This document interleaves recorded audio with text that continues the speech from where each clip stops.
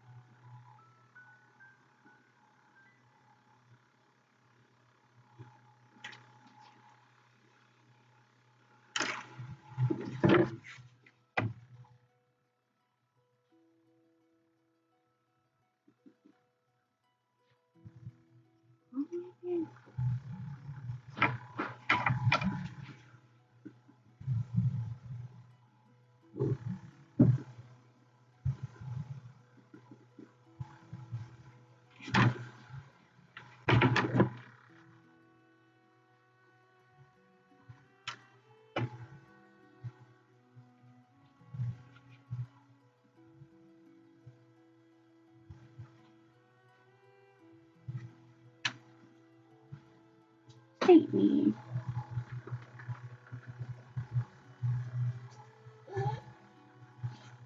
Dog. Dog. No, you're gonna hurt yourself. No. Do you gotta go out? Dog, down. Just a moment. Come on.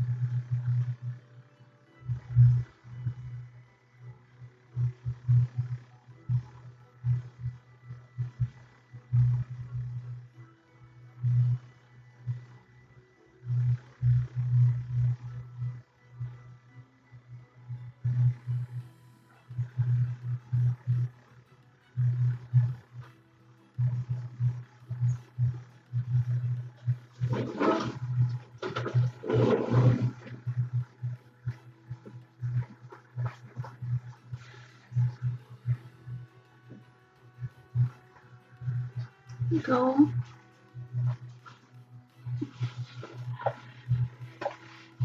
Go eat your food.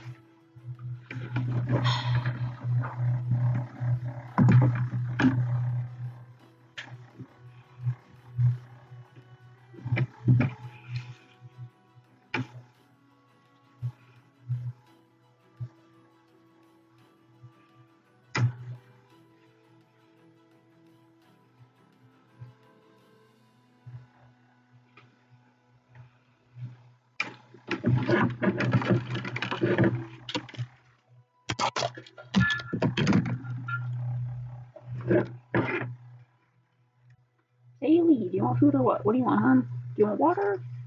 Drink? You have water. Come on.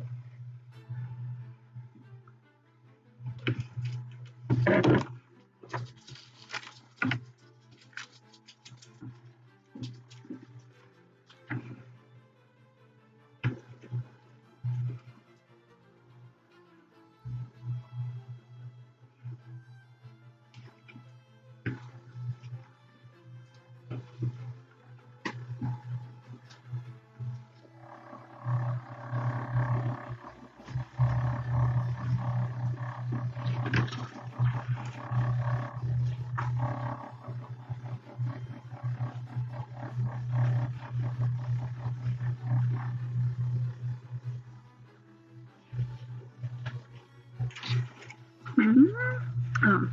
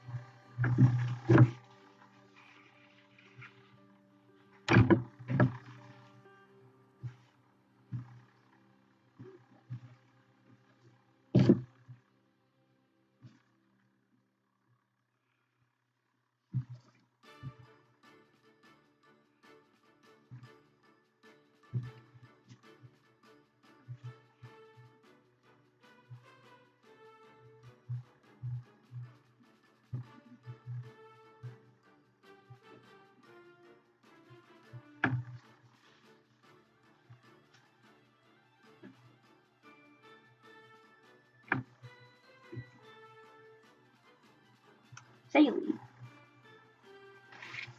No. You want more water? What do you want, huh? Ate all your food, huh? Hold on.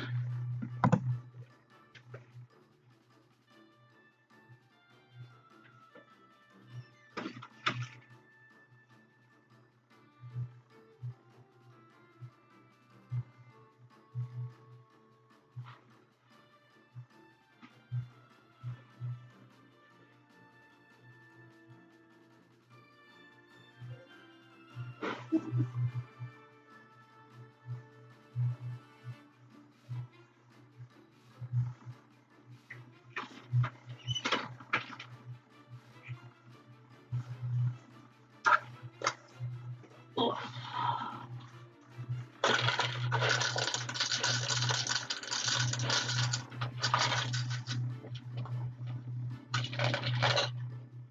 There you go, dog.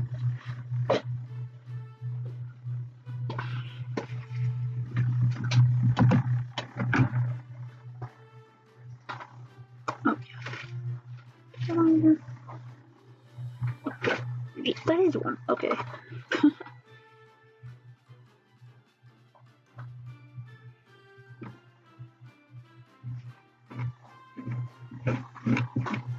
More from you.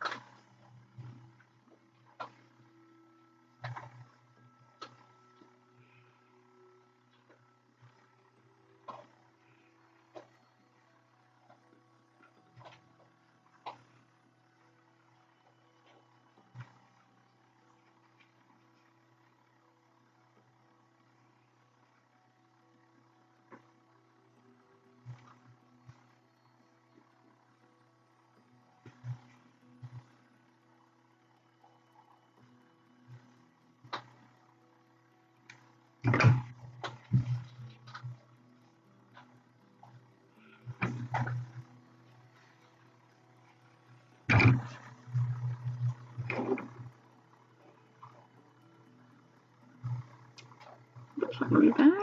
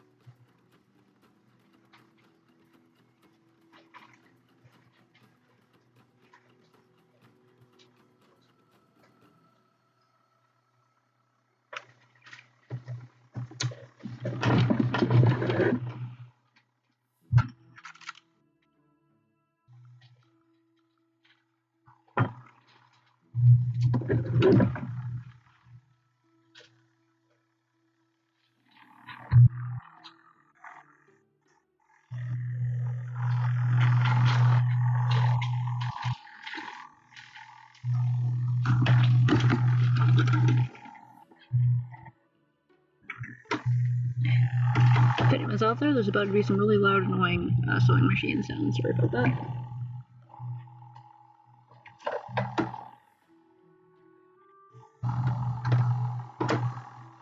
Put the fucking red thread in first.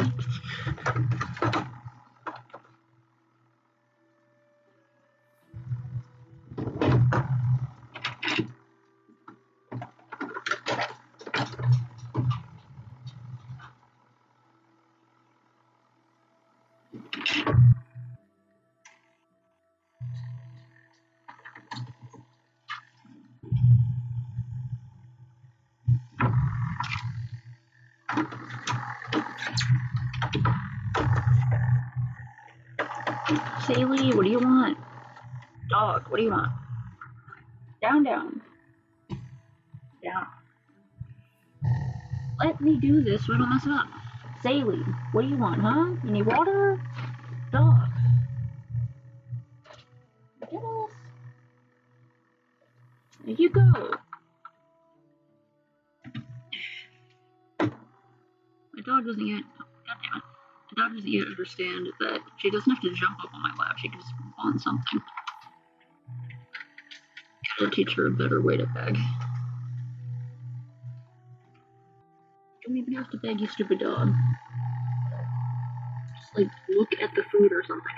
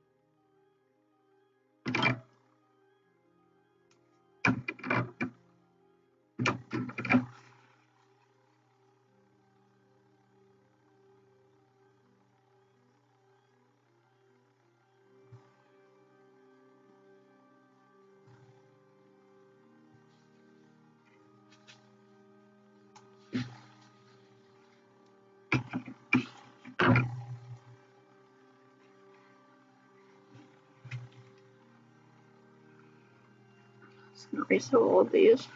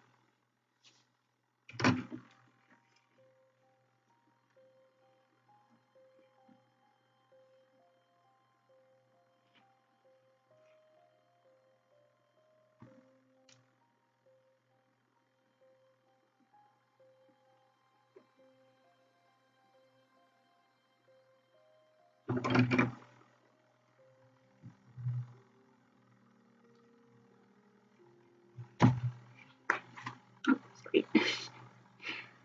Oops.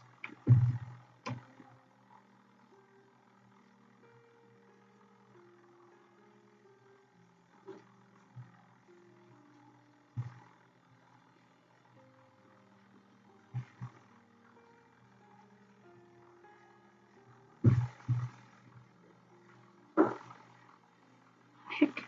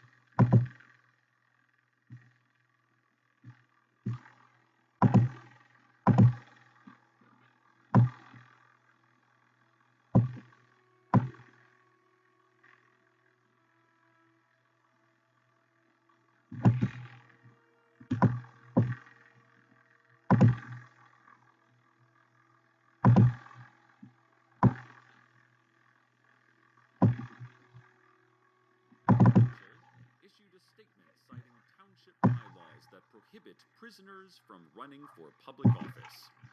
Now, isn't it just like a career politician, such as Mayor Winchell, to make such unethical ad hominem attacks on a great reptilian beast simply because he's in jail? It sounds to me like the mayor is feeling McDaniels breathing down her neck. Breathing dragon fire, that is. Give 'em hell, Hiram. The following is a test of the emergency dream broadcast system. In the event of an actual emergency, you would just now be experiencing a dream in which you were in the neighborhood where you grew up. Only all the houses are now black, featureless cylinders. Just row after row of these blank, dark cylinders stretching out around you. You are home, but you are also somewhere from whence you will never find home again. There is someone waiting for you at the end of the longest street. You know that, although you do not know who. You try to run down the street and it grows longer and longer. You pass by one cylinder in particular and know that it's your house. You stop running. You approach the blank face of the cylinder, its surface seeming to devour light and sound. You reach out, and you are inches from touching it. Just then you hear a ding. You look up to see words in the sky. Possible flash floods, they say. Alert valid until 3 p.m. Once again, this has been a test of the emergency dream broadcast system. The Night Vale Mall is having to deal with angry calls from parents after the Santa they hired for Christmas photos was once again a no-show. Mall public relations officials said that the missing Santa is actually a performance art piece meant to show people how our capitalist idols are truly non-existent, ghosts of materialistic ideas that we have embraced as replacements for true spiritual meaning. A long line of upset parents and crying children stretched from Santa's empty chair to just past the Hollister. The mall PR officials added that they have a really cool idea for Valentine's Day. They're thinking like moving pictures of actual beating hearts projected onto a large teddy bear, which has been stretched open like a vivisected frog from 7th grade life science. Officials added it's going to be monstrous and beautiful. You don't even know what art really is. You don't even know yourself. They concluded by chanting and pumping their arms in unison, like a lower Paleolithic version of the YMCA dance. And now, the weather.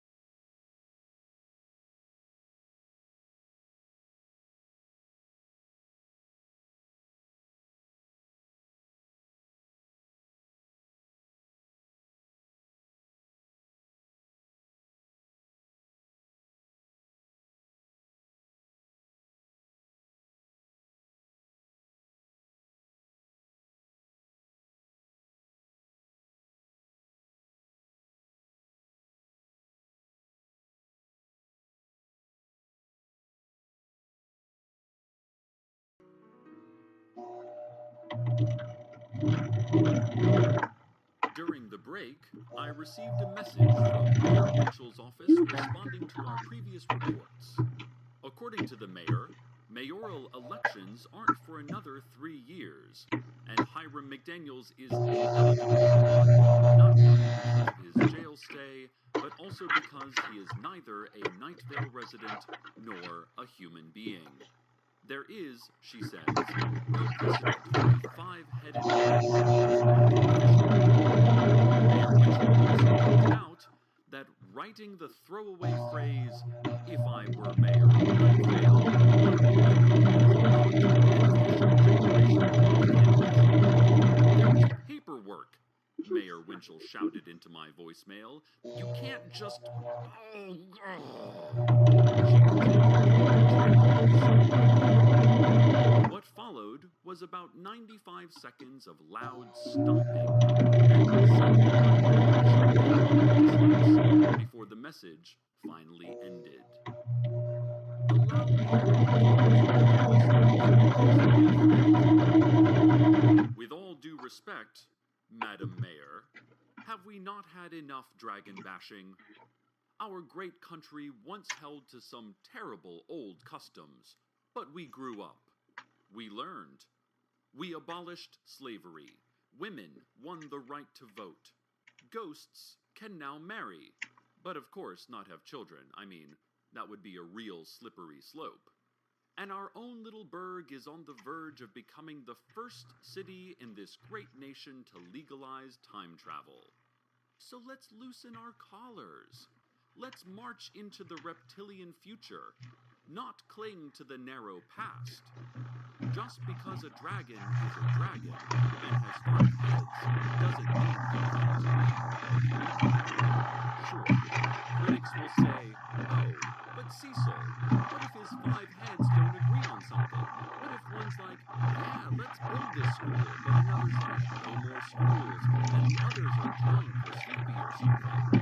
How can we agree to elect 5 heads that can't agree with themselves? To this, I say, shame on you for your negative stereotypes of multi-headed beings.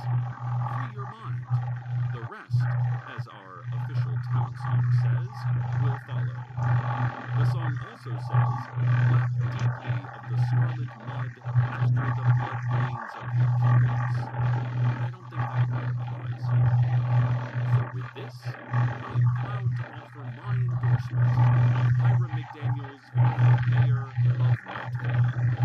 Sure, the election isn't for 3 years, but it's never too early to effect change. And in that time, we will rally. We will petition to get what we want. And soon, a great leader will rise. Lead us to that future, Hiram. But that is later. Now, it is quiet. Just you and me, dear listener. Just my voice, traveling from this microphone. Oh, hey, yeah. Currently trying to make a little cloak. So I need to take a break in a second to put some more black paint on the face because I need these little eyes to be pitch black. And you are listening, hearing me. Sleep heavily and know that I am here with you. I messed up here, so I'm trying to fix it. And cannot harm you anymore. And while the future is fast coming for you, it always flinches first and settles in as the gentle present. This now, this us, we can cope with that. We can do this together, you and I, drowsily but comfortably. Stay tuned now for our 2-hour special, Car Alarms and Their Variations, brought to you commercial-free by Canada Dry. Good night, Night Vale. Good night.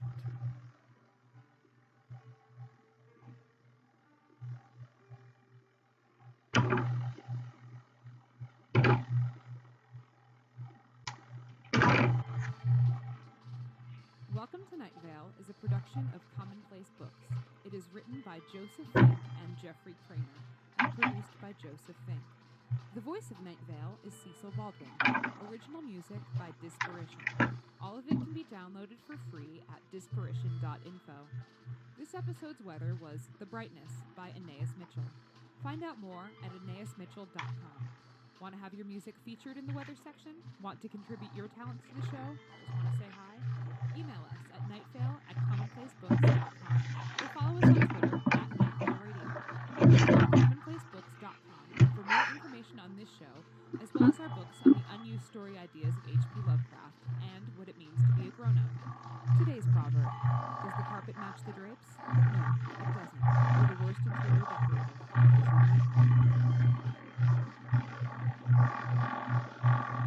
This is a story about you, said the man on the radio, and you were Of this pleased episode. because you always wanted to hear about yourself on the radio. Welcome to Night Vale.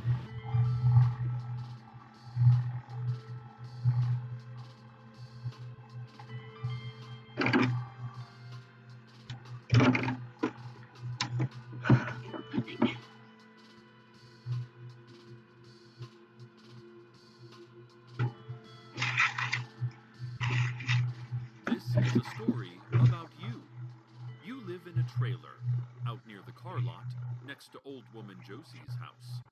Occasionally, she'll wave at you on her way out to get the mail or more snacks for the angels. Occasionally, you'll wave back. You're not a terrible neighbor as far as it goes.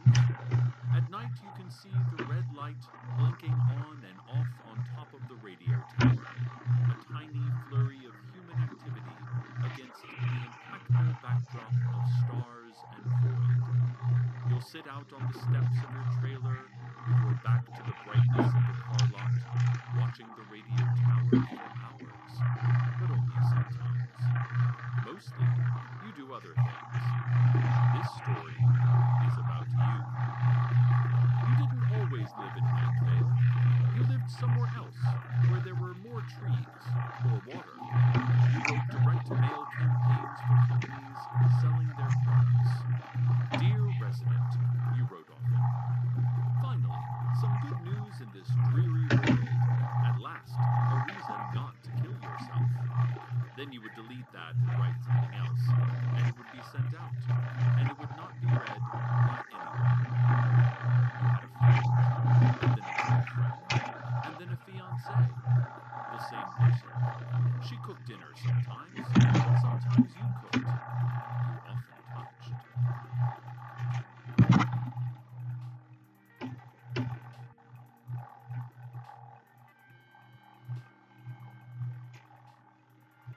One day, you were walking from the glass box of your office to your old Ford Probe, and a vision came to you. You saw above you a planet of awesome size, lit by no sun. An invisible titan, all thick black forests, and jagged mountains, and deep, turbulent oceans. It was so far away, so desolate, and so impossibly, terrifyingly dark. And that day, you did not go home. You drove instead. You drove a long time, and eventually, you ended up in Night Vale. And you stopped driving. You have been haunted ever since by how easy it was to walk away from your life, and how few the repercussions were. You never heard from your fiancé or your job. No, thanks. They never looked for you, which doesn't seem When you're working in likely. dull scale, it can be kind of hard to Maybe get it's fabric that to in be Night really Vale you flowy. cannot be found. The So you have to use complete really freedom, thin fabric the lack of and consequence, try to bulk it up as little as possible. terrifies you. So all the seams, if you add any lining or anything, it has to be as thin as possible to keep You that have a new flowiness. job now. Every day except Sunday, you drive out into the sand wastes. And I am Then not good at you doing ride that. 2 trucks. You move wooden crates from one truck to the other, while a man in a suit silently watches. It is a different man each time. Sometimes the crates tick. Mostly, they do not. When you are done, The man in the suit hands you an amount of cash, also different each time, and you go home. It is the best job you've ever had. Except today, it was different. You moved the crates. The man in the suit, a stranger, watched. But then, as had never happened before, the man in the suit received a phone call. He walked off at some distance to take it. "Yes, sir," he said, and "No, sir." Also, he made shrieking sounds. It wasn't terribly interesting. You moved crates. But then an impulse, an awful impulse came over you. And for no other reason than that you are trapped by the freedom to do anything in this life, you took one of the crates and put it in your trunk. By the time the man came back from his phone call, you were done with your job. He gave you the money. It was nearly $500 today, the second highest it had ever been, and you drove home with the crate in your trunk.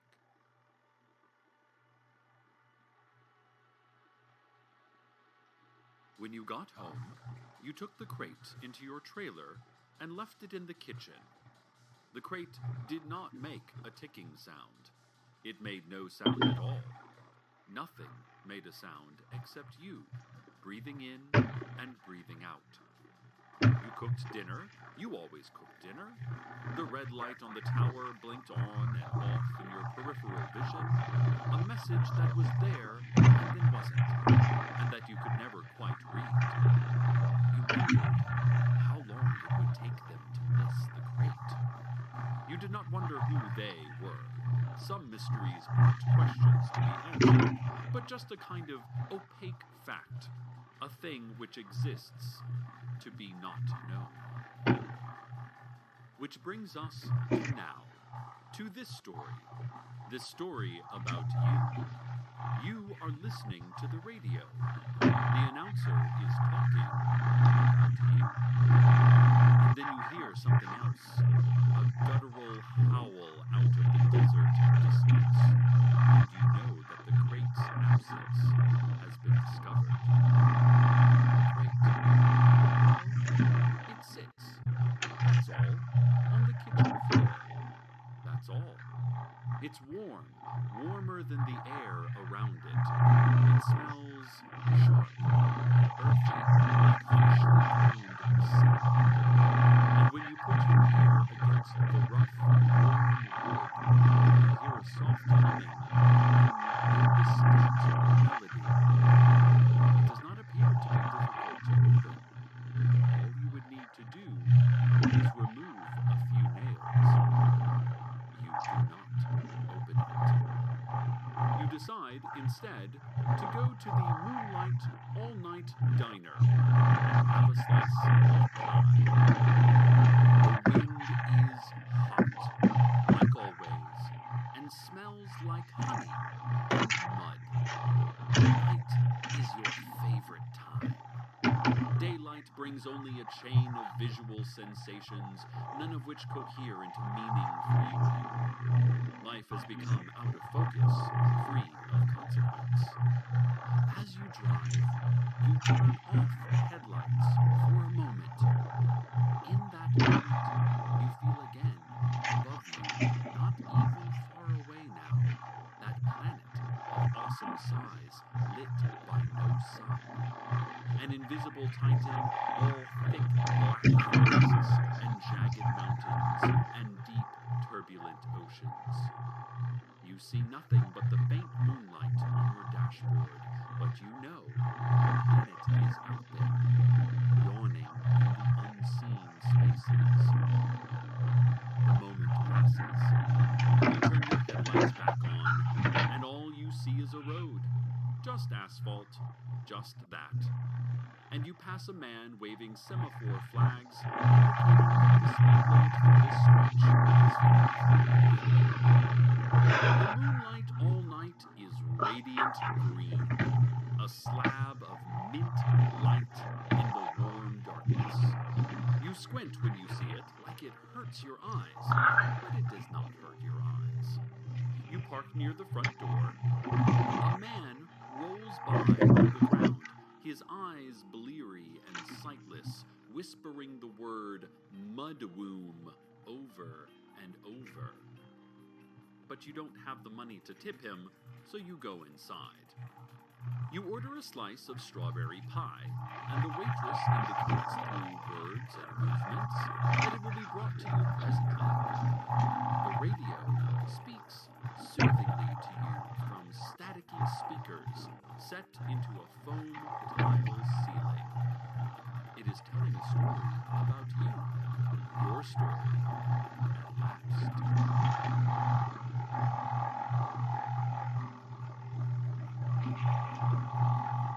A man slides into the booth across from you. You recognize him vaguely, although he looks considerably different now. It is that man who appeared to be of Slavic origin, but who dressed in an absurd caricature of an Indian chief and called himself the Apache Tracker. Except now, it's difficult for you to miss. He has actually transformed into a Native American. I wonder if the pie will get there soon. The Apache Tracker smells of potting soil and sweat. He leans across the table and touches your hand lightly. You do not pull the hand away, because you know that there will be no consequence for any of this. Vivos post nostie, he says. Oni idiot. You nod. He taps the table. Then, bringing his thick eyebrows together and pursing his lips, he leans down and taps around. You nod again. I think my pie is here now, you say unnecessarily, as the pie is quite visibly placed in front of you. You did not order invisible pie. You ate invisible pie. He looks at the pie for a long time, and then lets his breath hiss out slowly through his nose. Oni prидет снизу, пироги не помогут. Leaves. What an asshole that guy is.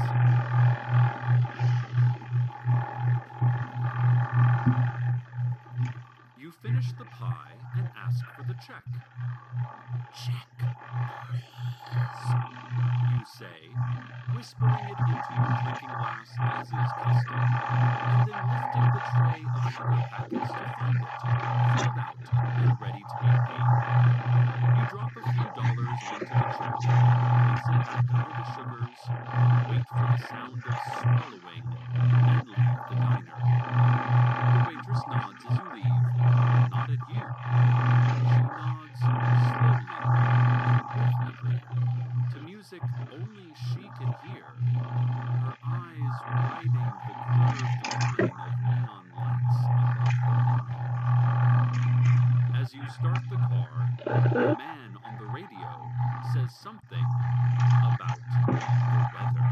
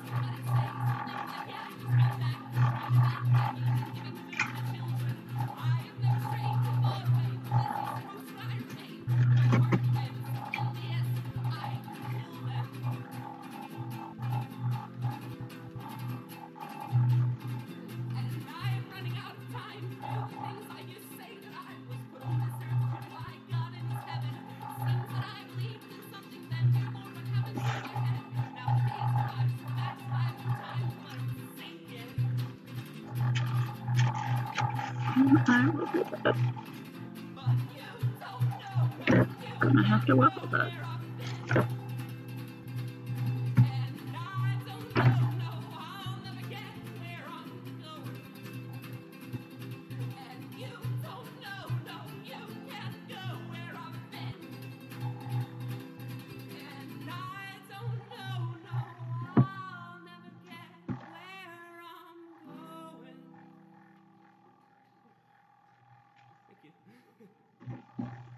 The crate is in your kitchen, where you left it, and you get down on your knees to embrace it more fully. It has grown warmer, even hot.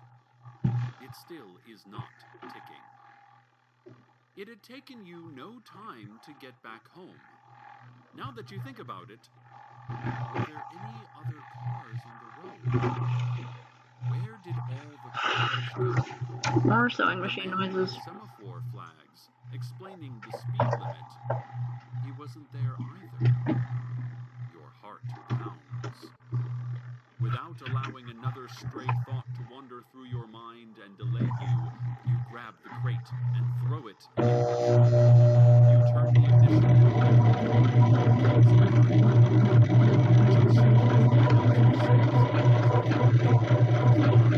a pop. Where to?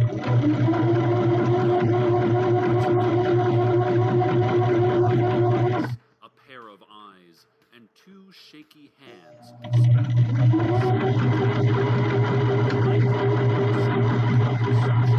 sweeping down onto your trailer. A cloud hangs over the town, glittering occasionally as it rotates. The whole works. You drive past the moonlight all night, still aglow and full of people slowly eating what sounds good only late at night, and Teddy Williams' Desert Flower Bowling Alley and Arcade Fun Complex, which has taken to not only locking, but barricading its doors at closing time. You pass by City Hall, which, as always, is completely shrouded in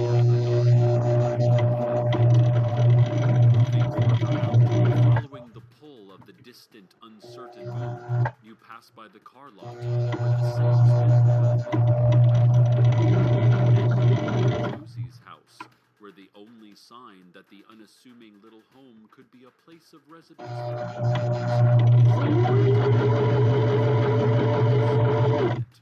and the sign out front that says Angel's Residence.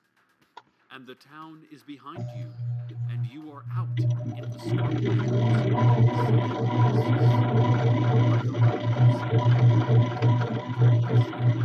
and a pair of scissors in the other. He shakes both of you.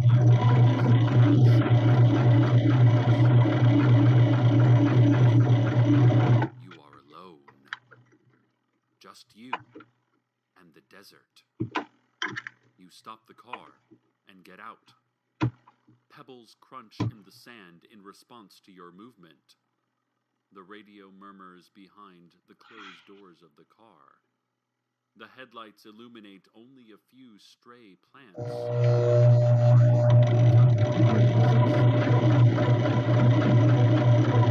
Looking back, you see the bulge of light that is your night veil.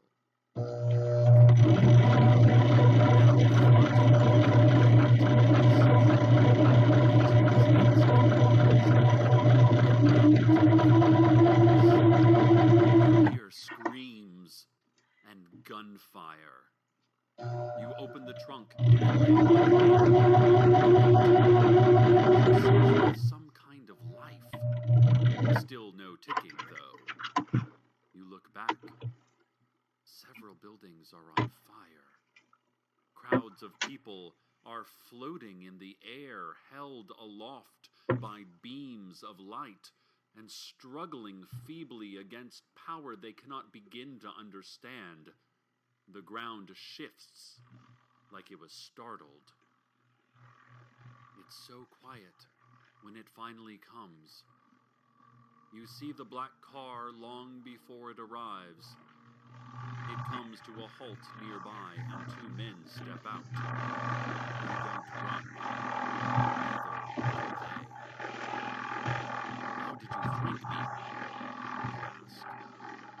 everything you do is being broadcast on the radio for some reason.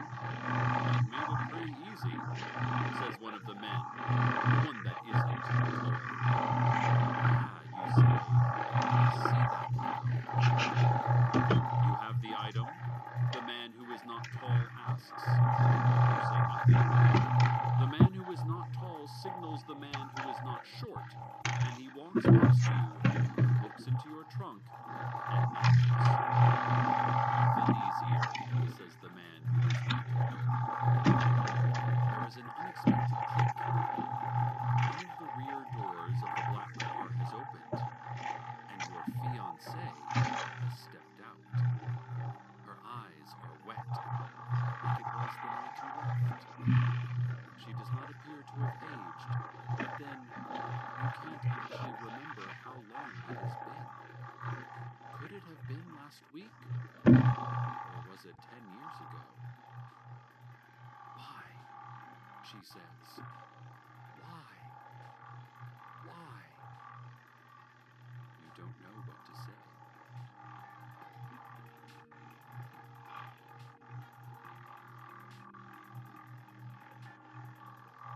The man who is not short steps up to you, puts a knife against your throat. Nobody says anything. Your fiancée shakes her head. Her eyes are empty, broken, gushing. The radio is saying all of this as it happens. You hear it dimly through the car door. You can't stop smiling. All at once, the consequences. All at once, you are no longer free. It's all coming back around, all at once. Life, O'Leary, washed out, snaps back into focus. The red light on the tower still blinks in the distance, and every message in this world has a meaning. It all makes sense when you are finally being finished. You can't think of a time you have ever been happier. Your fiancée abruptly gets back into the car. Neither of the men seem to notice her. One opens the crate with a couple quick taps and pulls out of it an intricate, miniature house. The hours that must have been spent building it. Every detail is accounted for. Inside the house, you think. You see for a moment lights and movement. Undamaged, says the man who is not tall. You beam at him. The knife presses harder against your throat. Does it hurt? Your eyes wander up, and you see above you the dark planet of Auspices perched in its sunless void, an invisible titan all thick black forests and jagged mountains and deep turbulent oceans, a monster spinning, soundless.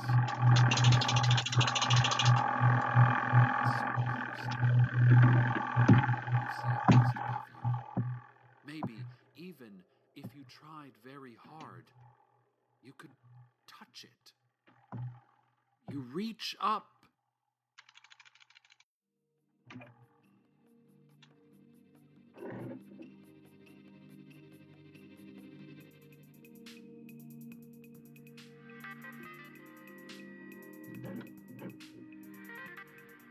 This has been your story. The radio moves on to other things. News, traffic, political opinions, and corrections to political opinions. But there was time, one day, one single day, in which it was only one story. A story about you. And you were pleased because you always wanted to hear about yourself on the radio.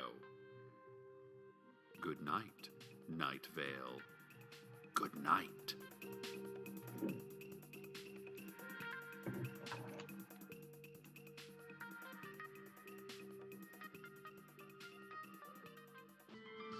Welcome to Night Vale is a production of Commonplace Books.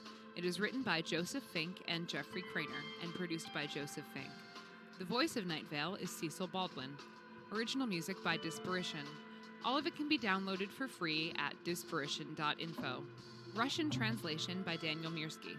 Spasiba, Daniel. This episode's weather was You Don't Know by Mount Moon. Find out more at mountmoon.bandcamp.com.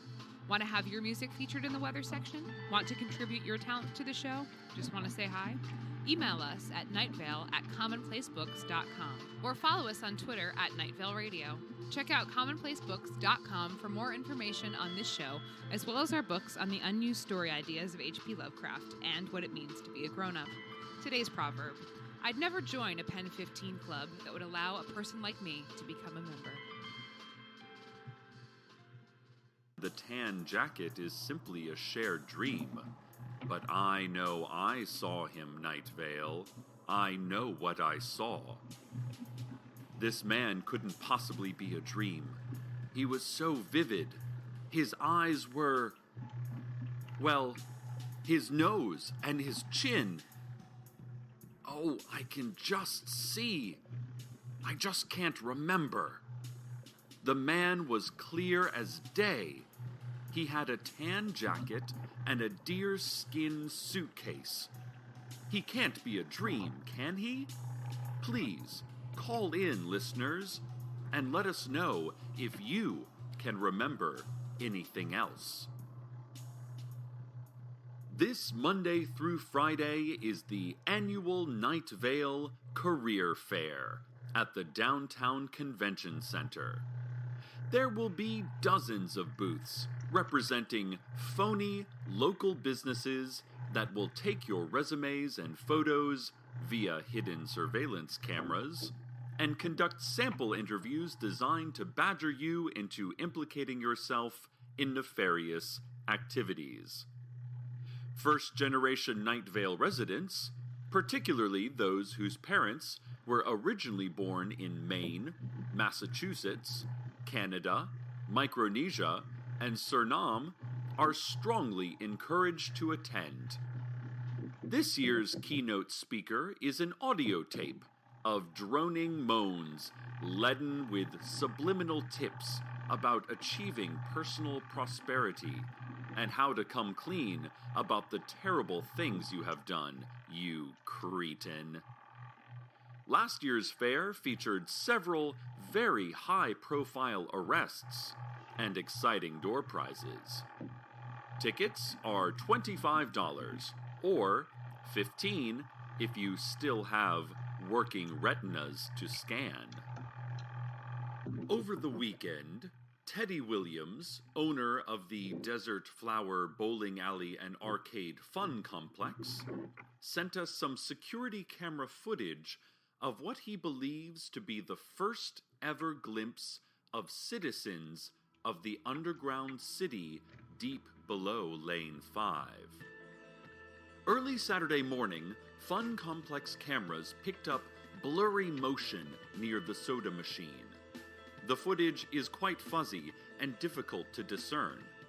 Perhaps it is merely rats or raccoons digging through an uncovered supply of junk food.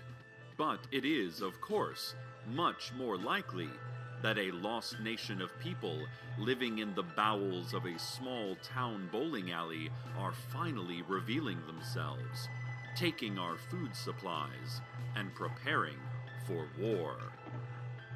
Teddy told us that he believes this city to be thousands strong and ready to move into Night Vale, ready to take arms against the upper world, as they probably call us.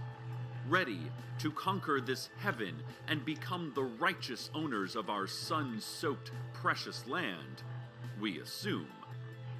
It takes very little extrapolation to believe that they worship a god named Huntokar, who demands sacrifice to keep their underground city thriving in the absence of nourishing sunlight.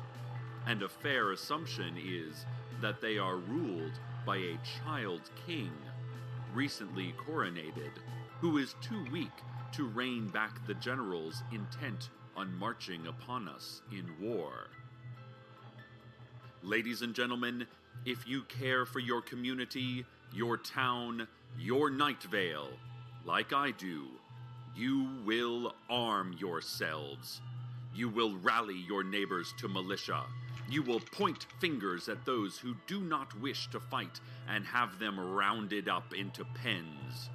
This is no time for the weak. We are at a presumptive war with a projected enemy whom we cannot yet see or even be certain of, but who are probably bloodthirsty giants.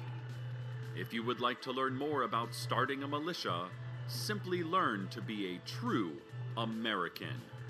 That's how you'll know. And remember, Night Vale is at war. Your careless talk cost lives. They know we are here, and it seems somebody talked. Who was it, Night Vale? Was it Steve Carlsberg? Did Steve Carlsberg talk? Maybe a group of good citizens should go have a chat with Steve and find out what he's been saying, and to whom. Stay by your radios, listeners. We will report further as events warrant. More now on the man in the tan jacket. Old woman Josie called to tell us that her angel friends are saying that the deerskin suitcase is full of flies. The angels would not tell her more, explaining that knowing more would jeopardize her eternal soul, as well as their own statuses as angels. They did not want to mess with that. Old woman Josie added that she thinks the man in the tan jacket is just a salesman of some sort. A fly salesman, she bets, wandering from town to town with polished shoes and a suitcase full of flies. "Oh, I just can't stand those fly salesmen," she said, ringing my doorbell at 3 a.m., wanting to show me samples and asking for glasses of orange milk. The Night Vale Daily Journal has announced that, despite cost-cutting measures and mandatory subscription laws, it is facing a huge budget shortfall this year. "We cannot pay back our printers or our delivery crews," said editor Leanne Hart in a prepared statement whispered through my mail slot late last night. "And we have already had to banish much of our staff into the sand wastes of the desert." She went on to explain that this budget shortfall has nothing to do with the reported lavish birthday party she threw for herself in Night Vale Stadium, featuring a lazy river made entirely of champagne and a birthday cake topped with very thin slices of moon rock. In an addendum, she tapped in Morse code on my bathroom window. She said that the journal is considering all new sources of income, including creating additional advertising space and mugging Night Vale citizens, and that I shouldn't mention the whole birthday party thing after all, because she was never even born. So how could she have had a birthday party? She spent the rest of the night tapping out the phrase, "Birthdays are a fake idea," which actually was a pretty relaxing sound to fall asleep to. Hey, kids and parents! Time once again for our Children's Fun Fact Science Corner. Today, we are exploring common birds and their meanings. An eagle indicates that an important phone call is impending.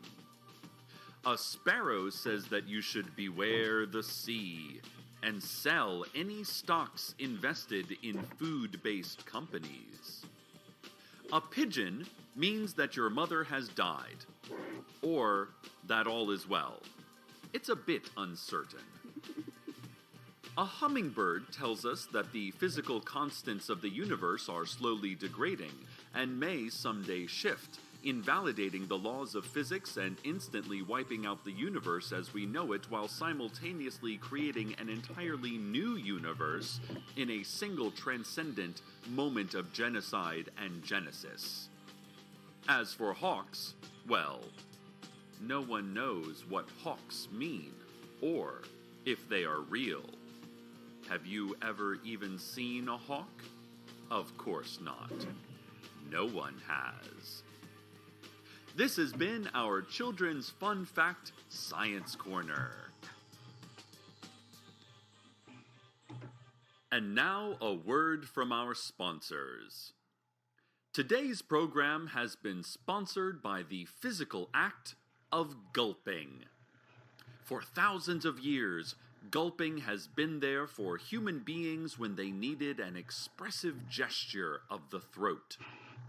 Whether you want to indicate nervousness about an upcoming test or appointment, fear of the faceless old woman who lives secretly in your home, or just want to ingest milk faster than with regular swallowing, gulping is the way to go. Forget sweating, never mind shivering, sneezing, ugh.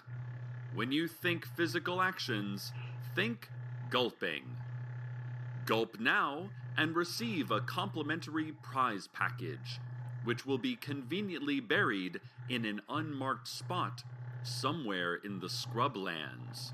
Find it, and it's yours. Gulp. This just in. The Sheriff's Secret Police has just issued an important request related to our earlier story.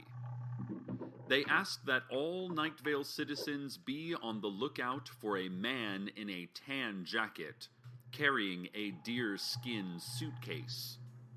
He is about 5 or 6 foot something, probably with hair and normal human features. He was last seen early this morning on the unlit gravel-paved stretch of Oak Trail, near Larry Leroy's house, out on the edge of town. The man in the tan jacket was reportedly seen in the moonless black, standing next to a refrigerator engulfed in flames.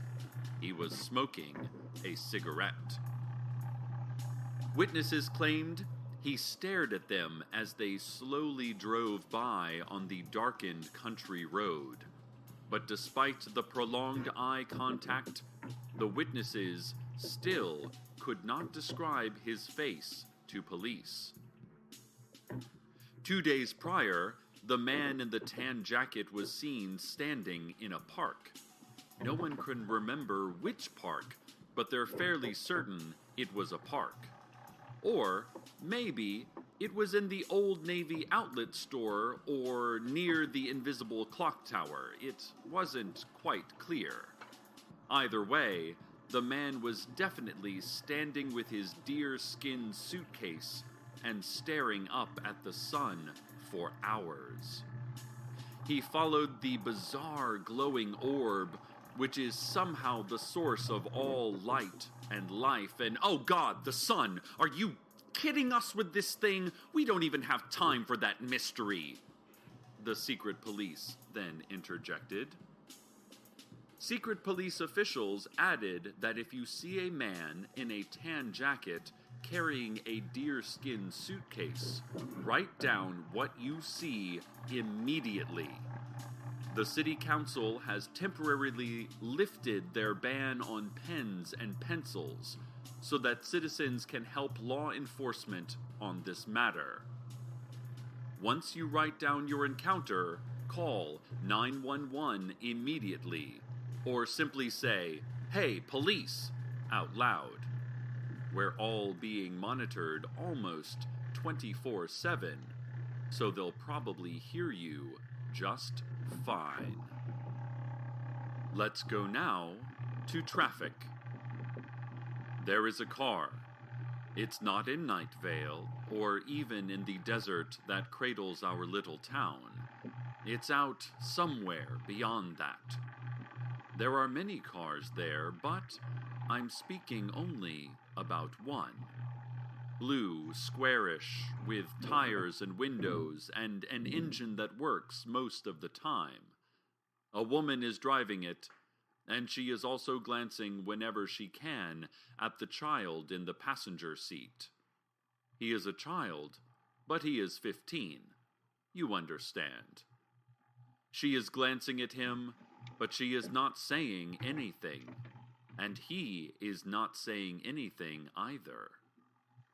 She wants to cry, or she wants to push him out of the car, or she wants to go back in time and insist on using a condom.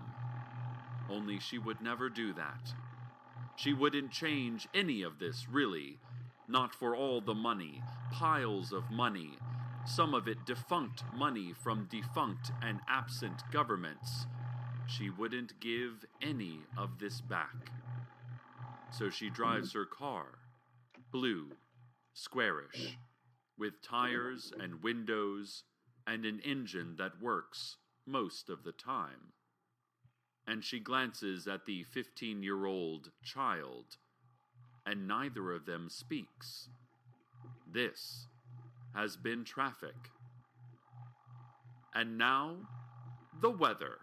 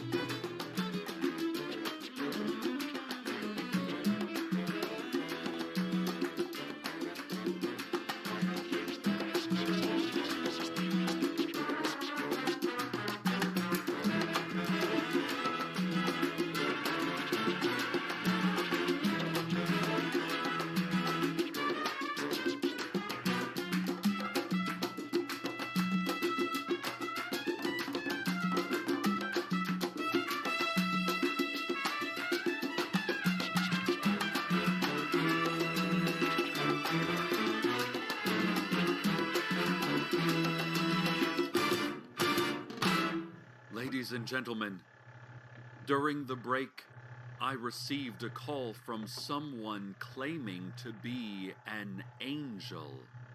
Now, I don't know if this was a prank or not, as no one has ever actually proven that they've talked to an angel. Even old woman Josie's word is just that, her word. But listeners, I think this had to have been an angel because my face became hot, and the voice filled every part of my body, and tears were flowing down my face the instant I touched the phone receiver, and the whole room was lit up in, well, how can I describe this? A bright black beam illuminating every atomic detail. And the angel, if that is indeed who called, the angel said that the man in the tan jacket with the deerskin suitcase was from a place underneath the earth, underneath our knowledge, a vast world right below our feet. I asked for more, but the angel, if that is indeed who called, whispered only, a flower in the desert. and it filled me with ecstasy and dread. Then the call ended, and the black ray of truth was gone, and I was breathless and alone. And, dear listeners, the silence.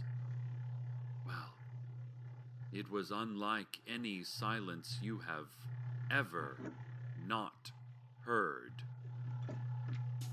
So our mystery man remains unfound, and I'm still not sure why an angel would have to use a telephone. But, for now, we can only know what we know, and that is that we don't know. Thank you again for listening, listeners. I look forward to another fine year, a new year, well spent with all of you out there. Stay tuned next for 2 commercial-free hours of E Sharp. Good night, Night Vale. Be alert and write down everything you cannot comprehend. Until next time.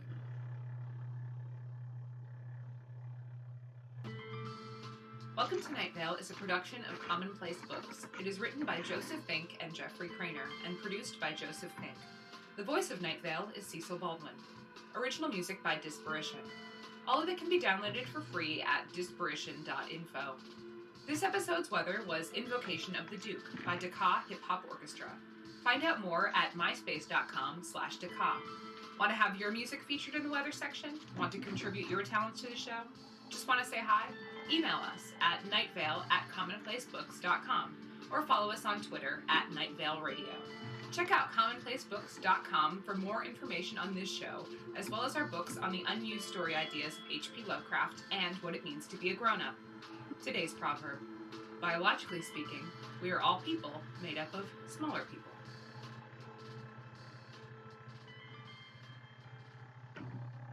Warning. Welcome to Night Vale t-shirts are now a thing that exist. They have entered the world, and as far as scientists have been able to determine, they do not intend to leave it. You can help us continue our research by taking one of these shirts into your home. Go to commonplacebooks.com to get one. Bananas are hardly that slippery, but watch your step anyway.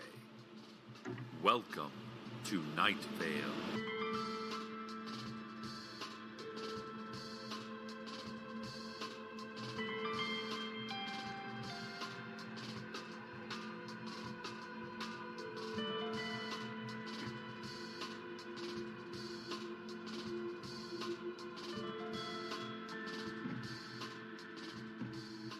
Ladies, gentlemen, you.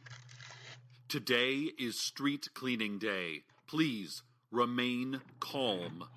Street cleaners will be upon us quite soon. We have little time to prepare. Please remain calm. The City Council has issued a statement in 20-point all-caps type saying, "Run, run, forget your children and leave behind the weak. Run." We have contacted those experts who have not already gone underground or changed their identity, and have been told that street cleaners focus on heat and movement, and so the best strategy is to be dead already. Then the experts all swallowed pills and fell, mouths frothing at my feet. If you have doors, lock them. If you have windows, board them up. If you still have ears, cover them and crouch wherever you are. It is street cleaning day. Please remain calm. John Peters, you know, the farmer. He reports finding an old oak door standing unsupported by any other structure out in the scrubland. He says that he's sure it wasn't there yesterday, or pretty sure anyway, as sure as he can be since the accident. Apparently there is knocking from the door, as though there were someone from some other side that does not exist in our narrow, fragile reality trying to get in. He has added several deadbolts and chains to the door on both sides, unsure which direction the door opens, which is, by the way, a huge design flaw. One should always know which way a door opens, merely by looking at it, if the designer has done their job. And this holds true whether it's a bank of glass doors at the local mall, or an unspeakably old wooden door leading to other worlds than these. John, meanwhile, says he will keep a sleepless vigil upon the door, as any sleep merely leads to dreams of blurry shapes in the dim distance, advancing, hissing, upon this vulnerable planet. He also says the imaginary corn is coming in real good, and we should have a nice crop to choose from soon, especially now that it will be available for sale at the Green Market. The staff at Dark Owl Records announced today that they are only listening to, selling, and talking about Buddy Holly. If you want to buy music at all, you had better like Buddy Holly. If you dress like Buddy Holly, that's cool too. They also announced that Buddy Holly will be performing live there this Saturday night at 11 to promote his newest album, which is called I'm Trapped in Between Worlds, Existing Only in the Form That You Knew Me. This is not who I am. Leave me alone and just let me die, please. Organized crime is on the rise, Night Vale. The Sheriff's Secret Police and the Night Vale Council for Commerce are cracking down on illegal wheat and wheat byproduct speakeasies. 2 months ago, the City Council abolished forever all wheat and wheat byproducts. But a black market appears to have formed for those depraved addicts who can't get enough wheat nor its byproducts. Big Rico's Pizza was cited this week for hosting an illegal wheat and wheat byproducts joint in a hidden basement space. Big Rico's, in light of the new laws, has had to alter its menu to mostly just bowls of stewed tomatoes, melted cheese wads, and gluten-free pizza slices. His storefront seemed to be the model of a wheat-free and wheat byproduct-free society. But even the most honest businesses can turn to crime when their livelihood is on the line. Fortunately for Big Rico, he is a very nice person and apologized to the city council in a way that did not include blackmail, or secret campaign contributions, or special favors. Big Rico is just truly sorry for what he has done.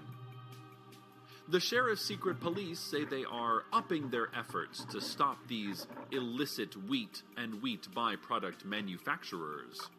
They are mostly just sniffing in the air until they smell bread. It's pretty easy, actually, the sheriff said from his hover office in the clouds. More information now on Street Cleaning Day, which has come upon us just as we always feared it would. The information is that Street Cleaning Day is terrifying, and that we should all perhaps fall to our knees, letting out moans and rubbing our forearms absently. The City Council has issued a statement indicating that they forgot they had vacation plans this week, and so are currently on a plane to Miami, as they had been planning and looking forward to for some time. They said their vacation, since it was definitely planned, has a pre-established end date, but that they cannot tell anyone what that end date is until these street cleaners are completely gone. In the meantime, they are leaving Paul Birmingham in charge. Paul, the vagrant who lives in a lean-to behind the library could not be reached for comment, as he has faked his own death in an elaborate scheme to escape street cleaning day unscathed. More, if there ever is more for any of us. And now a word from our sponsors. Today's broadcast is sponsored by Target. Target is a great place to shop, and they would like you to consider the variety of silence in this world. The deathly silence when an argument has reached a height from which neither party can see a safe way down. And the soft, wet silence of post-coital breath-catching. Silence in a courtroom, moments before a man's life is changed completely by something so insignificant as his past. And the silence of a hospital room, as a man, in front of everyone he loves, lets the heat from his clenched hands dissipate into the background hum of the universe. The quiet of outdoor distances, of wilderness, of the luxury of space, and the quiet of dead air on the radio. The sound of a mistake, of emphasis, of your own thoughts when you expected someone else's. Shop at Target. From time to time, listeners, I like to bring a little education to our show. Throw out some interesting facts or mind fuel. Today, I'd like to share some fascinating facts about clouds. Clouds are made up of... Rain clouds are formed when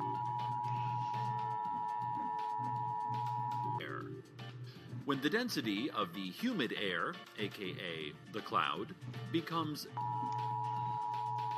That's when it rains. Lightning is... And it's important to... can kill you, or at least cause you a great deal of body-altering pain and regret. But take some time to stop and look at the clouds. They are beautiful, wondrous creations. Wait, I've just been handed a piece of red paper by one of the sheriff's secret police officers.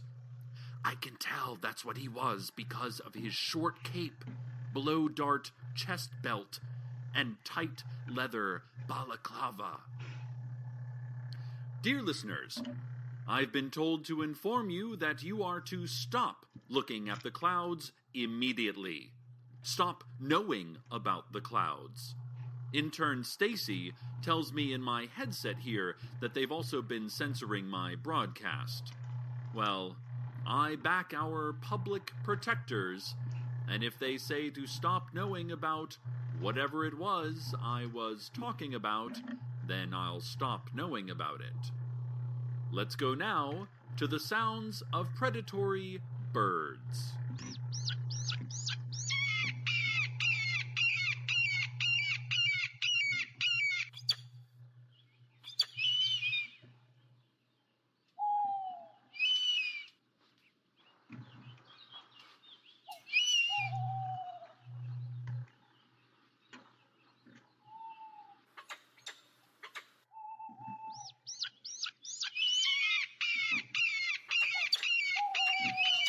Sirens have been going off in central Night Vale as a warning about sirens going off in Old Town Night Vale.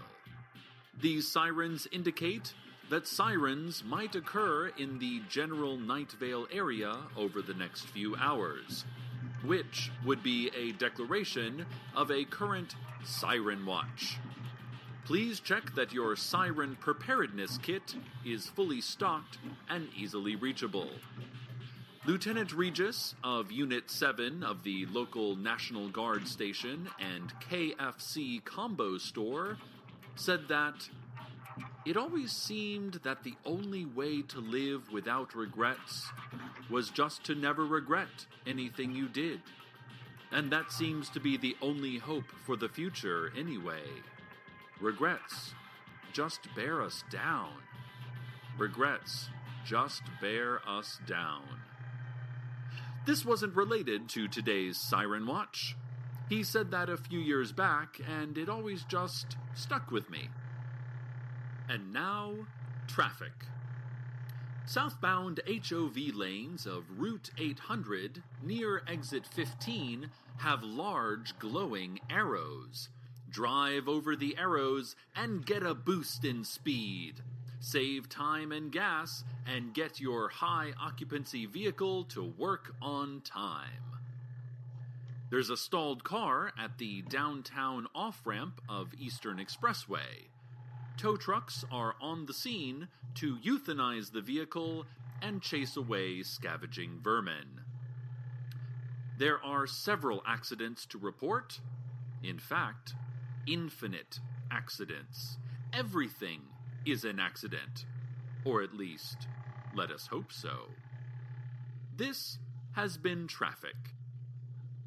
Ladies and gentlemen, it is not possible for us to exactly do another news report on Street Cleaning Day, as no information can get through the barricades and seals that are keeping us safe within our broadcasting bunker. Instead, we offer the following impressionistic list of what we believe is happening outside our secure perimeter. Screaming. A slow movement downwards. The crunch of items made of wood and items not made of wood. A quick movement upwards. Char. A smell like rotting seaweed or a poisoned ocean. The song La Bamba, only faster. You know that feeling when you realize you're not alone? Only more so. Screaming, screaming, screaming. Ladies and gentlemen, ladies and gentlemen. The street cleaners are upon us. What can we do? What is there to do? Besides, perhaps, taking you in a haze of terror and heat to the weather.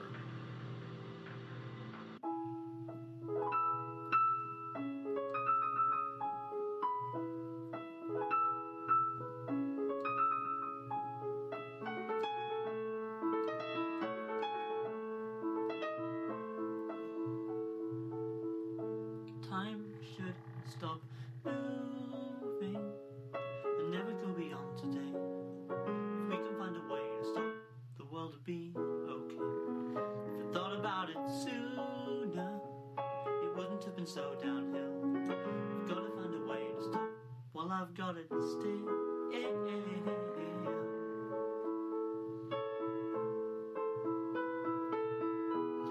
Do you want to know a little irony about me? I don't know if I should share this little irony about me. But it's funny, cause my heart has started beating. It never has before today. There must be something in the way she looks at me. She started screaming before it made the earth stand still. Of all the people I could kill, it had to be.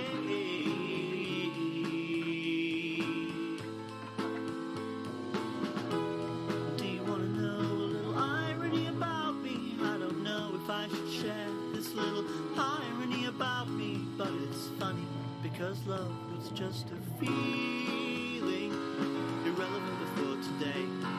And now I gotta find a way to make her real. Freezing, just for me to get away. But now I gotta find a way to make her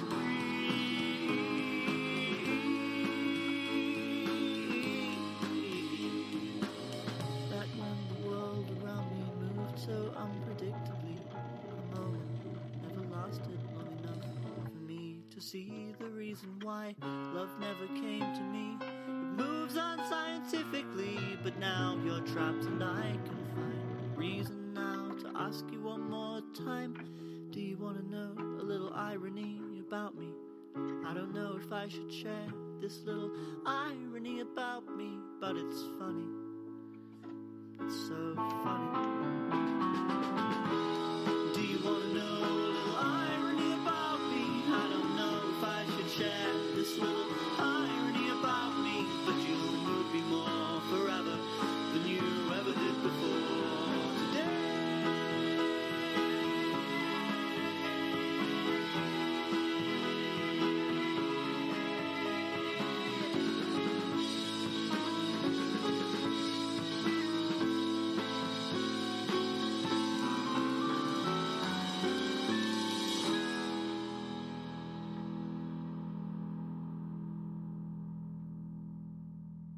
We return you now to a safe place.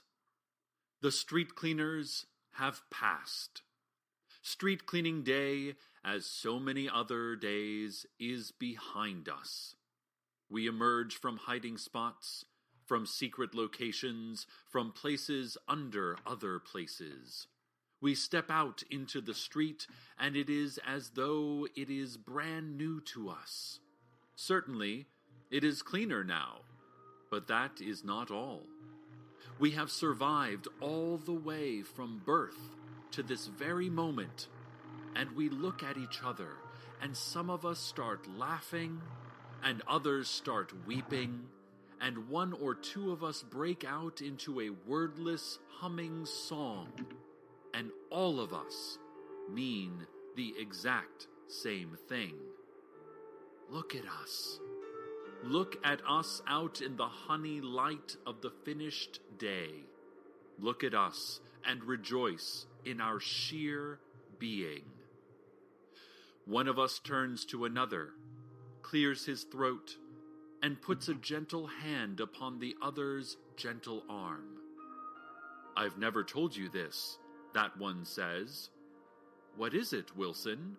says the other. "Amber, you are all to me. Will you marry me?"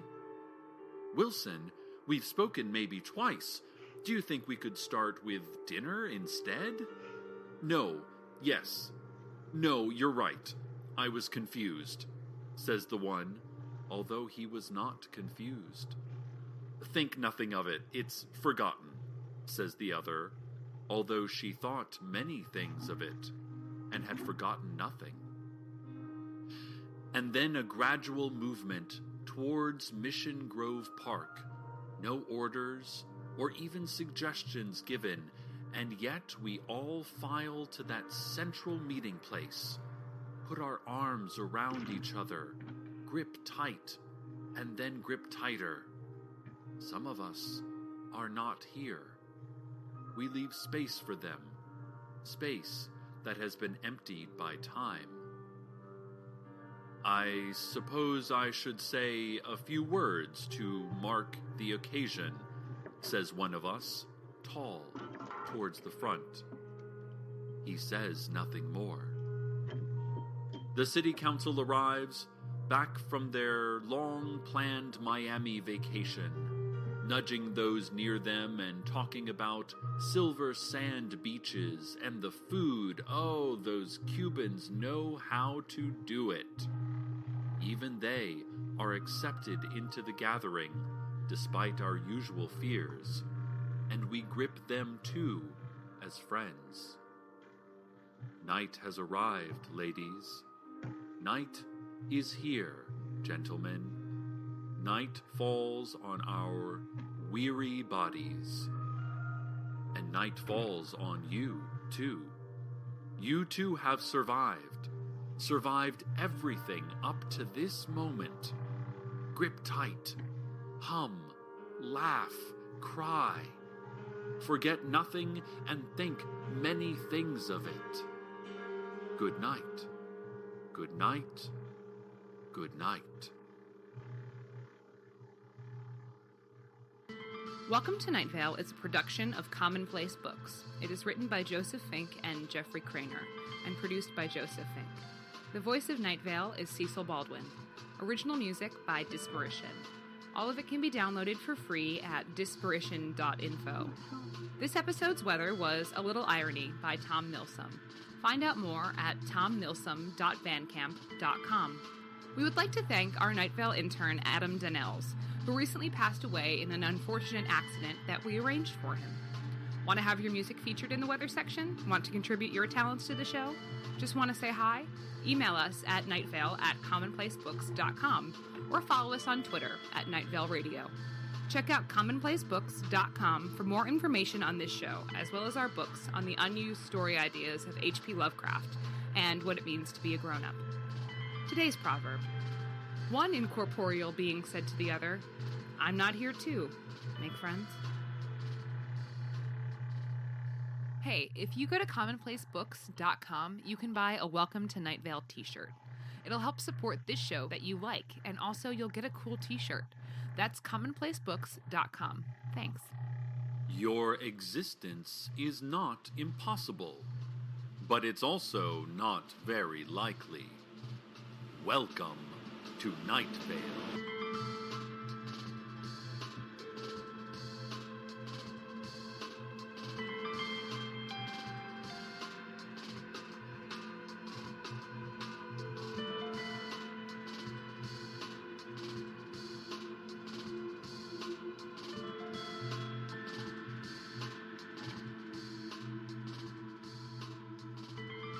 In light of the ever-declining sales of newspapers and the rise of competition from digital media, the Night Vale Daily Journal announced that it has developed a new business model.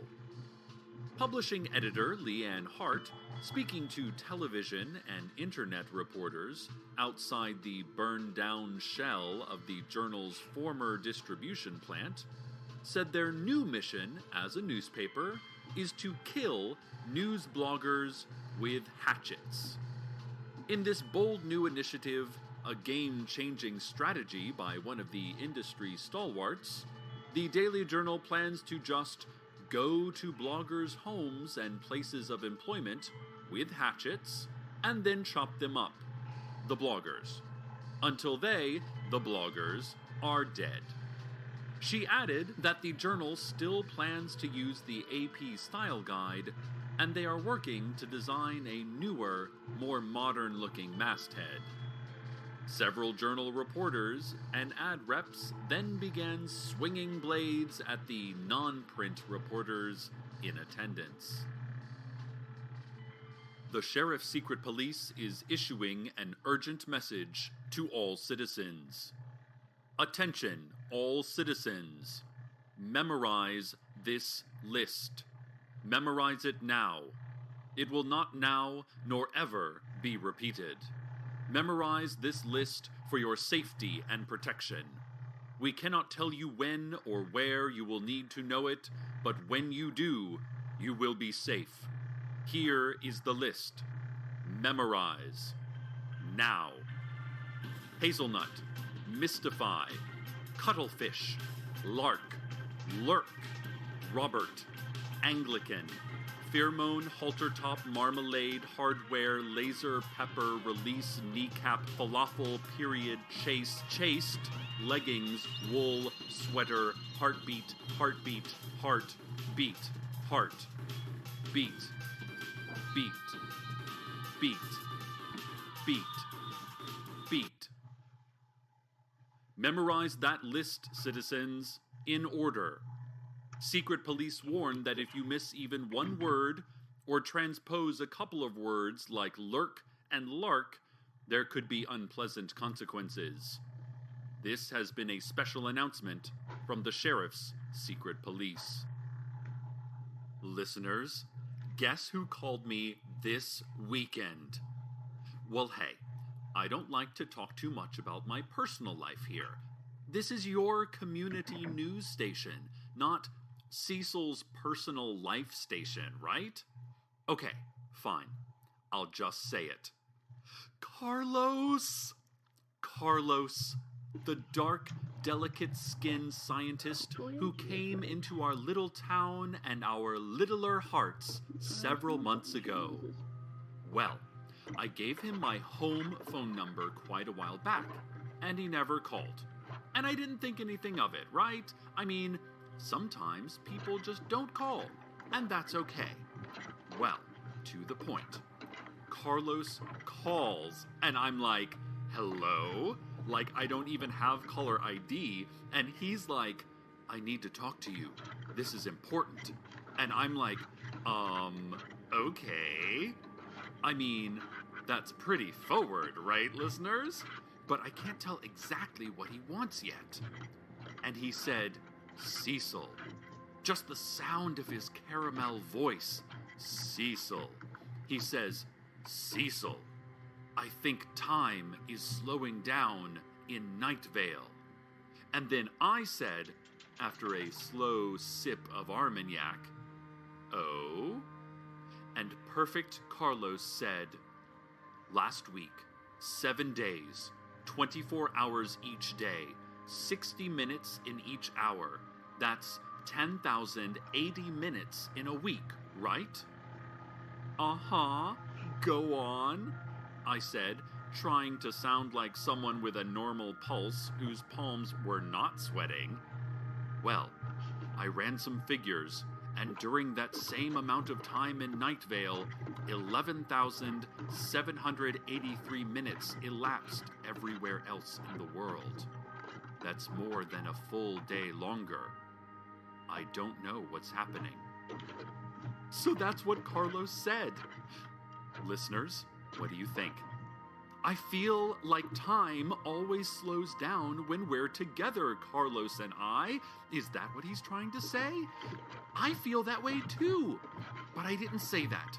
I just said, oh, this is bad. I just said, neat. Oh, how embarrassing. I mean, Carlos is so smart, and he says so many smart things. And I'm not dumb. I like science and municipally approved books just as much as the next guy, so I can't believe that's all I could say to him. Neat. But I did manage to ask if he wanted to get together sometime and talk some more about this really fascinating subject. He said no, but he needed me to help get the word out and see if anyone has noticed a massive time shift. So that's what I'm doing now. Anything for the scientific community. I'm very into science these days. Wow. Can you believe he called me? Update on the impending invasion from the underground city. The Sheriff's Secret Police has reviewed Teddy Williams' grainy security footage from the Desert Flower Bowling Alley and Arcade Fun Complex, and they say that the nearly indiscernible gray blotch making a slight movement near the cheese dispenser definitely proves that a lost city is moving toward war with Night Vale. A balaclava-clad man wearing a mitre, cloak, and a giant silver star and speaking through a vocoder, you know, the man we all believe to be the sheriff of Night Vale, announced this morning that all citizens should prepare their town for war. This includes fortifying porches with sandbags, training children to detect landmines, and not taking off our gas masks for meals, even though it is considered polite. We talked with Teddy himself. He told us that during last night's league bowling tournament, the jukebox malfunctioned and would not stop playing Mr. Brownstone. Teddy says this could be a code, some kind of threatening message, or maybe even a subtle call for peace. He also asked that Night Vale citizens learn their shoe sizes. Shoe rentals are taking way too long, and it's really not that hard to memorize a 1 or 2-digit number. The Sheriff's Secret Police also asks Night Vale residents to please help in their Neighborhood Watch program. Secret Police are in every neighborhood, watching everybody, So here are some tips on how you can help this invaluable community surveillance program. 1. Keep all windows open during clement weather, and if you must close them during rain, dust, or coal storms, please keep them clean and stand near them so cameras and microphones can clearly identify you. 2. When having any private conversation, whether via phone or with those in your home, turn down the TV and radio to cut back on noise pollution. Also, please try to keep your conversations lively. Maybe some local gossip or polarizing sports opinions. Too much boring talk about plans for your garden or where to buy good laser discs can make the secret police tired and less effective at their jobs. 3. Do not wear tinfoil hats. This hackneyed technique doesn't work at all. Helicopters could mind scan you through 20 feet of lead. You shouldn't wear these homemade hats because it draws unnecessary attention to yourself. It's pathetic and paranoid. The secret police are embarrassed for you. And as always, if you see something, say something.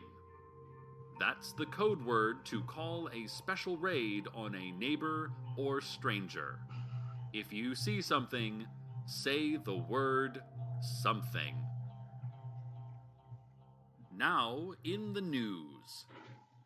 After several months of protests from ordinary Night Vale citizens of stout and sturdy character, the City Council has announced several improvements for the public library. These improvements are the following. An entrance is being constructed at the front of the building, so we will no longer have to enter by waking up between two shelves in a dizzy haze, unsure of how we got there, and then wandering around, trapped, until we wake with a start in our own beds, covered in sweat, and with a few books we checked out on our nightstand. Drinking fountains are being installed in the lobby, as well as dunking chambers and a state-of-the-art fainting pool. Librarian repellent dispensers are being placed throughout the building. Remember, if approached by a librarian, keep still. Do not run away. Try to make yourself bigger than the librarian. Finally, the children's section is getting beanbag chairs. That is all. Is it? Yes. But is it? Yes. And now, traffic. All roads lead to somewhere, and all roads come from somewhere. And in between they are a snarl and curve, a twist and a bend. Where are we going? I mean, metaphorically. Where are we coming from? I mean, literally. Is it possible to stop or turn around? And if not, what does that mean for the latest polls and economic reports? Ladies and gentlemen, Route 800 is looking clear in both directions. The old dirt road to the small wooden shack is backed up at least 30 minutes. There, now you know. Has that filled an emptiness for you? Are you any happier now? I hope so. This has been, and will always be, traffic.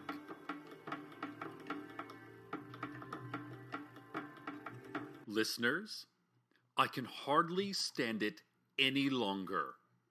During the past few stories, my phone has been silently buzzing. You guessed who? Given that I am a radio host, and it is therefore my duty to read you the news, it would be completely inappropriate for me to answer my phone regardless of how much I want to soak my ears in the oaky tones of our community's most significant outsider. But, well, he left me some voicemails. This may be a bit unorthodox, but I need your help, dear listeners, to determine where Carlos is going with all of this.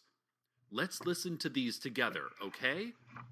What do you think he's trying to say? First saved message. Cecil, sorry to bother you. I need you to get the word out that clocks in Night Vale are not real. I have not found a single real clock. I have disassembled several watches and clocks this week, and all of them are hollow inside. No gears, no crystal, no battery or power source. Some of them actually contain a gelatinous gray lump that seems to be growing hair and teeth. I need to know if all clocks are this way, Cecil. This is There's something at my door, Cecil. I need to go, okay? I'll call you back in I don't know. End of message. Next message. There's a man in a jacket holding a leather suitcase outside my door, Cecil. He's not knocking, he's just standing in front of my door. I can't make out his face. I'm peering through a crack in the living room blinds. Oh no, he saw me. End of message. Next message. Sorry about that, Cecil. I forget what I was doing. I think somebody came over, but I don't remember who or what for. Anyway, I need to meet you. Are you free tomorrow afternoon? You have a contact number for the mayor and someone with the police, right? It's important that I find them. And again, can you get the word out on your radio show about the clocks? End of message. Did you hear that, listeners? A date! Let's go to the weather.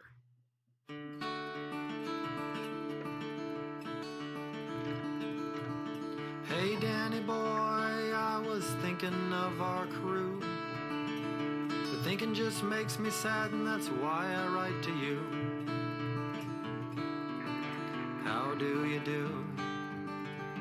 There's been years between us. Didn't we have big ideas when our school was done? We'd leave our smaller minds and move out to Oregon. But I was the only one who went the road less taken.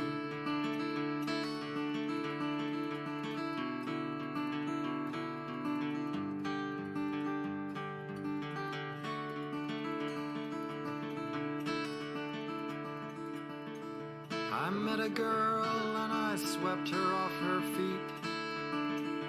Made her promises I never meant to keep. There's a mean streak in me. Inside a storm was raging. She had a form like no other girl in town. We had a baby boy, but I couldn't stick around.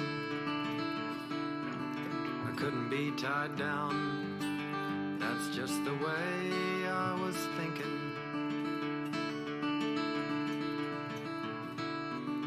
Those days are gone, and my heart is aching. Thought I deserved so much more than work could pay. I drove containers to BC from Monterey. It was a long way on pins and needles. She wrote me letters, but I never opened one. She met some other man and gave his name to my son. I guess the damage is done, and there's no way I can fake it.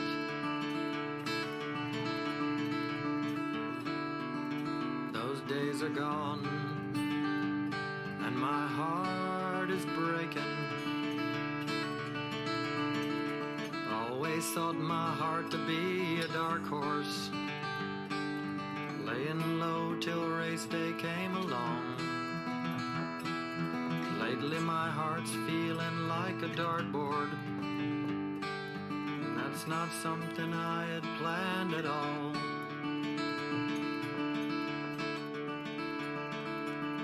Danny, there's no limit to the steps I could retrace, but I got a job cooking eggs at my friend's place. It's no disgrace to make an honest living, and if it makes you blue, I hope I did not dwell. And if this gets to you, I hope it finds you well. There's not much else. Out here it's been raining.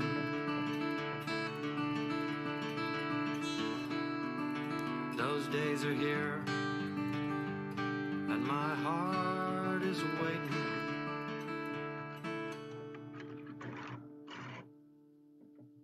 Well, I just got off the phone with Carlos, listeners, and we have a date.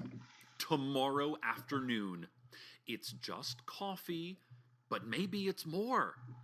Maybe lots more. Who knows?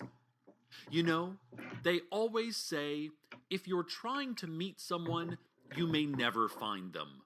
But it's when you're not looking, that's when they find you. I've always heard this in reference to government agents, but I think it applies to dating as well. Carlos did want me to ask if anyone has ever actually seen the Night Vale clock tower. I told him that it was invisible and always teleporting, and that's why he can't ever see it. I mean, that seems sort of obvious. Okay, that was unfair.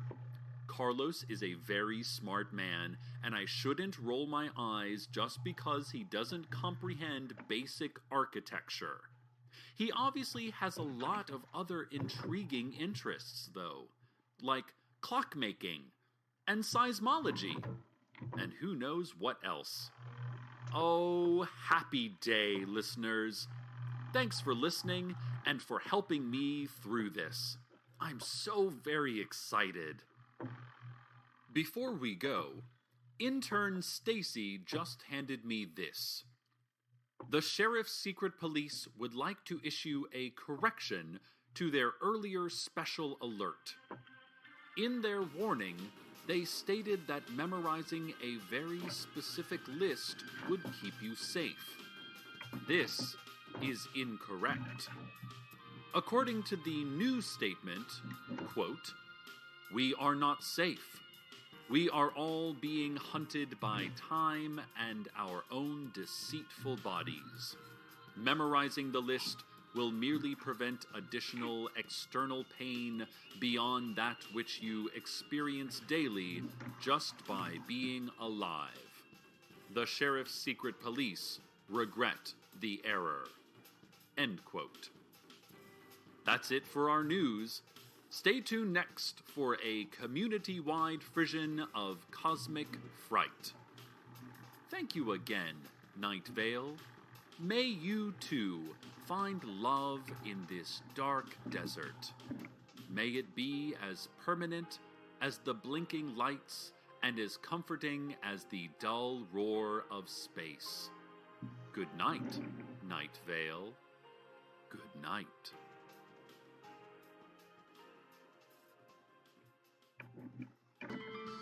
Welcome to Night Vale is a production of Commonplace Books. It is written by Joseph Fink and Jeffrey Craner, and produced by Joseph Fink.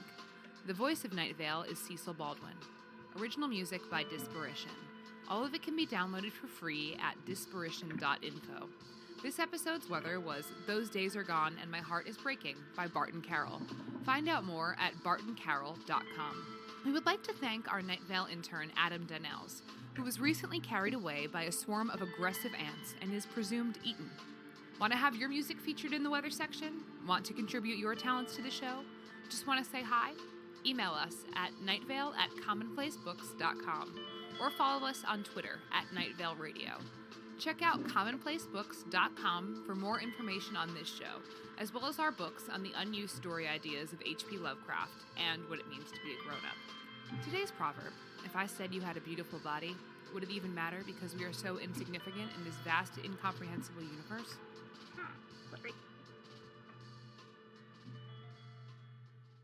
Was entirely funded by lobbyists from Cheryl's Little Princesses Dance Studio. Just follow the money. Hi, this is Joseph Fink, creator of Welcome to Night Vale. We have Night Vale t-shirts for sale, and it would be cool if you bought one. It would support a show you enjoy, and also you get to wear the Night Vale logo on your body. Go to commonplacebooks.com to get one. Thanks. Trust everyone. Welcome to Night Vale.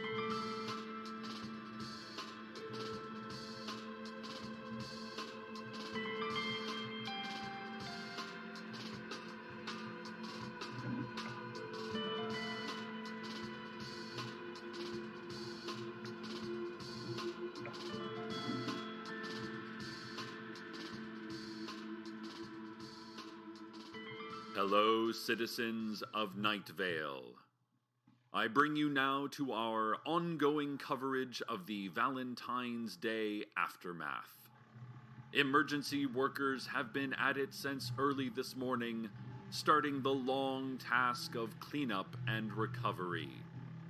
Reports are still hazy, but we believe that the housing developments of Marshall's Gorge and Golden Dunes have both been wiped completely off the map, while Coyote Corners and Cactus Bloom are reporting extensive damage to structures and power lines. Please, if you are not directly involved in the recovery and cleanup from Valentine's Day, stay off the roads to make room for those who are.